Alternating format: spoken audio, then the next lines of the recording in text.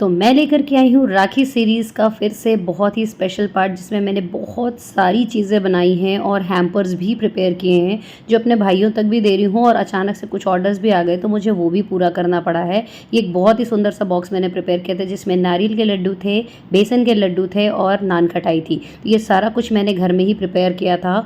तो आइए देखते हैं आज की इस नान खटाई की रेसिपी, जो आप हैम्पर में डाल सकते हैं। उसका मेजरमेंट कैसा होगा, किस तरह की मार्जरीन हमको यूज़ करनी चाहिए जो हमारे लिए अच्छी हो। तो ये देखिए, ये लैंडोलेक्स की मार्जरीन है, बहुत ही बेस्ट कंपनी होती है। लिल्स कंपनी की जो मार्जरीन है बेस्ट होती है। इस मार्जरीन का कॉस्ट थोड़ा सा ज़्यादा होता है, बट इससे बनने वाली कुकीज़ और नान खटाई बहुत ही परफेक्ट टेस्ट आती हैं। और आप कई जगह की ऐसी बेकरी होगी जहाँ आपने मार्जरीन का बना हुआ कुकीज़ या बिस्किट खाया होगा तो वो आपके मुंह में स्टिकीनेस सा लगता है, बट ये बेस्ट मार्जरीन है, इसमें इस तरह की कोई चीज़ें नहीं होती। इससे बनी हुई कुकीज़, बिस्किट या नान खटाई जो हम 450 से 500 रुपये केजी में सेल करते हैं। तो ये मैंने यहाँ पे 250 ग्राम मेज़र कर लिया है। बहुत ही सॉफ्ट होती है और बिल्कुल वाइट होती है, और इस मार्जिन को फ्रिज में रखने की बिल्कुल भी ज़रूरत नहीं होती। दूसरा जो इंग्रेडिएंट था जो मैंने यहाँ आपके सामने मेज़र किया है वो है मैदा।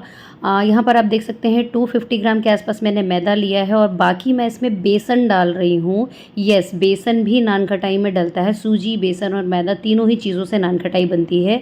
ये मैंने यहाँ पे 350 ग्राम मेज़र किया है। अब तीसरा मैंने एक बाउल लिया है जिसमें मैंने डाला है सूजी। तो आप देख सकते हैं यहाँ पर सूजी जो मैंने मेज़र किया है वो 50 ग्राम सिर्फ यूज़ किया है, ज़्यादा सूजी मैंने नहीं यूज़ किया है। आप चाहे तो सूजी स्किप करके मैदे या बेसन की क्वांटिटी बढ़ा सकते हैं। फिर से मैंने यहाँ पे एक बाउल लिया और उसे भी टेयर करके ज़ीरो किया, और उसमें मैंने डाला है वनीला फ्लेवर का कस्टर्ड पाउडर। 20 ग्राम मैंने यहाँ पे कस्टर्ड पाउडर लिया है, और फिर एक बाउल लेकर के उसमें मैंने डाला है मिल्क पाउडर। मिल्क पाउडर आपकी कुकीज़, बिस्किट या नान खटाई के टेस्ट को बहुत ज़्यादा बढ़ा देता है। सारे इंग्रेडिएंट डिटेल्स का मेजरमेंट आप मेरे डिस्क्रिप्शन बॉक्स में भी चेक कर सकते हैं। यहाँ पर पिसा हुआ चीनी मैं ले रही हूँ, शुगर जो घर पे मैंने पीस कर तैयार किया है वो मैंने टोटल लिया है 250 ग्राम। जितना आप बटर, घी या मार्जिन यूज़ करते हैं उतनी ही क्वांटिटी आपको यहाँ पर शुगर की लेनी होती है। अब देखिए, यहाँ पर मैं एवरेस्ट का केसर यूज़ कर रही हूँ, क्योंकि ये जो डिमांड आई थी वो केसर नान खटाई का मेरे पास ऑर्डर आया था अचानक से। तो मैंने यहाँ पे सोचा क्यों ना ये नान खटाई भी मैं आप सबके साथ एक बार शेयर करूँ। नान खटाई की काफ़ी रेसिपीज़ मैंने ऑलरेडी मेरे चैनल पर शेयर की हुई, आप उन्हें भी देख सकते हैं। आई बटन में मैं उनका भी लिंक आप सबके साथ शेयर कर दे रही हूँ। और गर्मा गर्म दूध डाल के मैंने उसे सोक करने के लिए रख दिया है केसर को। अब ये जो हमने मेज़रमेंट कर रखा है, ये एक बड़े से पतीले में मैंने इस तरीके से सारा ले लिया। आप चाहें तो ये ब्लेंडर से भी कर सकते हैं, हैंड ब्लेंडर से भी कर सकते हैं, जिससे आप चाहें। देखिए, काफ़ी सॉफ्टनेस है इस मार्जरीन में। लास्ट टाइम भी मैंने आपके साथ नान खटाई की एक रेसिपी शेयर की थी जिसमें मैंने मार्जरीन लिया था, लेकिन वो जो मार्जरीन थी और ये जो मार्जरीन है, दोनों में ज़मीन आसमान का डिफरेंस है। तो ये बहुत इजीली मेल्ट हो जाती है। और ये देखिए, सिर्फ 1 मिनट मैंने इसे बीट किया, उसके बाद मैंने इसमें डाल दिया है पाउडर शुगर। पाउडर शुगर आपको अच्छे से पूरा जो मेज़रमेंट था वो डाल देना है, और इन दोनों को आपको अच्छे से मिक्स करना है। बहुत ज़्यादा आपको फेंटने या बीट करने की ज़रूरत नहीं पड़ती है अगर आप इस मार्जरीन को यूज़ करते हैं। लेकिन अगर आप थोड़ा सा कोई और कंपनी का मार्जरीन यूज़ करते हैं ना, तो उसमें काफ़ी दाने होते हैं, तो उसको हमको बहुत ज़्यादा बीट करने की ज़रूरत होती है। मैंने ऑलरेडी आपको पहले की रेसिपी में ये क्लियर किया हुआ है। तो ये देखिए, ये दोनों ही चीज़ों को हमें अच्छे से पहले मिक्स कर लेना है। यहाँ पर मुझसे एक मिस्टेक हो गई थी, वो मैं आपको आगे बताने वाली हूँ, आप वो मिस्टेक बिल्कुल भी ना करें। अब यहाँ पर मैंने सूखा जितना भी इंग्रेडिएंट मेज़र कर रखा है वो सारे के सारे इंग्रेडिएंट एक साथ मैंने यहाँ पर देखिए अपने बटर और शुगर के मिक्सचर में डाल दिया है। अब आपको हल्के हाथों से इन सबको अच्छे से मिक्स करना है। बड़ा पतीला इसलिए लिया है मैंने क्योंकि क्वांटिटी ज़्यादा थी, तो छोटे बर्तन में हम ये नहीं कर सकते। आप चाहें तो इसी के हाफ़ क्वांटिटी की या 1/4 क्वांटिटी का भी मेज़रमेंट लेकर के घर पर ये नान खटाई, केसर नान खटाई बना सकते हैं। यहाँ पर मुझसे जो मिस्टेक हुई थी वो थी इस केसर की, जो मुझे बटर और शुगर के मिक्सचर में ही ऐड करना था, लेकिन मैंने इसे बाद में ऐड कर दिया था क्योंकि मैं ये भूल गई थी। अब इन सभी चीज़ों को आपको अच्छे से मिक्स करते जाना है। एक डो जैसा फॉर्म जो है रेडी हो जाएगा। जैसा कि आप सब जानते हैं नान खटाई में किस तरह का कंसिस्टेंसी या किस तरह का टेक्सचर हमें चाहिए होता है। यहाँ पर देखिए, मैंने आधा छोटा चम्मच बेकिंग सोडा यूज़ किया है। अगर आपके पास बेकिंग पाउडर नहीं है, बेकिंग सोडा नहीं है तो आप बेकिंग पाउडर भी यूज़ कर सकते हैं। जैसे मैंने भी यहाँ तो बेकिंग सोडा यूज़ किया है। बेकिंग पाउडर या बेकिंग सोडा दोनों में से कोई भी ऑप्शन आप इसके लिए चूज़ कर सकते हैं। बेकिंग पाउडर रहेगा तो आपको बिल्कुल बेस्ट रिज़ल्ट मिलेगा, इसलिए आप बेकिंग पाउडर कोशिश करें। मेरे पास नहीं था इसलिए मैंने बेकिंग सोडा से बनाया। जैसा कि मैंने आप सबको बताया कि बिल्कुल अर्जेंटली ये ऑर्डर आया था और ये एक पार्सल मुझे डिलीवर करना था दुर्ग के लिए।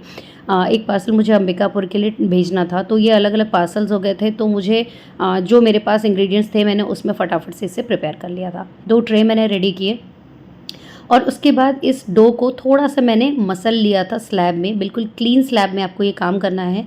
ध्यान दें, जब भी आप घर पर कोई इस तरह की कुकीज़, बिस्किट, केक्स बनाते हैं तो हाइजीन का बहुत ज़्यादा आपको ध्यान देना है। आप जिस स्लैब में वर्किंग कर रहे हैं, जहाँ वर्किंग कर रहे हैं, वो पूरी तरह से क्लीन होना चाहिए। इस तरीके से आपको थोड़ा-सा इसे मसल लेना है, क्योंकि जो मार्जरीन होता है वो बहुत जल्दी सेट हो जाता है और उसमें सारे ड्राई इंग्रेडिएंट्स आते हैं, इसलिए उसे थोड़ा-सा मसल कर करें। और ये छोटी-छोटी लोइयाँ देखिए मैंने इस तरीके से बना ली थी।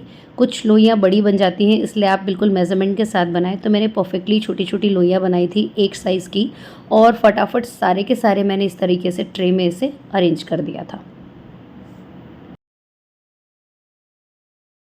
2 ट्रे में इस तरीके से अरेंज करते तक मेरा जो ओटीजी था वो मैंने प्रीहीट कर लिया था 160 डिग्री सेल्सियस पर पूरे 10 मिनट के लिए।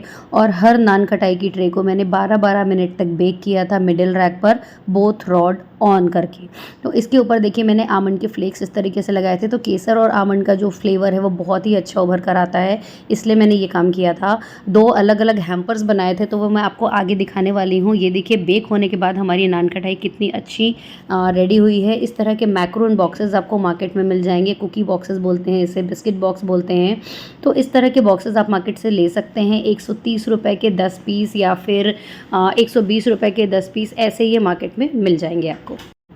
तो इस तरह के बॉक्सेस मैंने मार्केट से ले लिए थे और इस तरह के बॉक्सेस मैंने प्रिपेयर कर दिए थे, क्योंकि मैं अपने भाइयों के लिए भी इस तरह की काफ़ी सारी नान खटाई बना रही हूँ।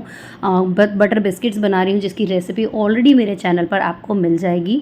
तो ये देखिए पीछे मैंने 2 बॉक्सेस लिए हैं। ये सारे बॉक्सेस आप मार्केट से मंगा सकते हैं, जहाँ पर होलसेल रेट में आपको बेकरी या कन्फेक्शनरी स्टोर्स मिलते हैं। आप उनसे भी पूछ सकते हैं, वो आपको ज़रूर सजेस्ट करेंगे कि ये सारे बॉक्सेस आपको कहाँ मिलेंगे। एक बॉक्स में लगभग 9 पीस मेरी नान खटाई थी, क्योंकि साइज़ भी बड़ा था। तो 9 से 10 पीस एक बॉक्स में नान खटाई आएगी और उसे अच्छे से स्टिक करना ना भूलें, नहीं तो उसमें मॉइस्चर आ जाएगा।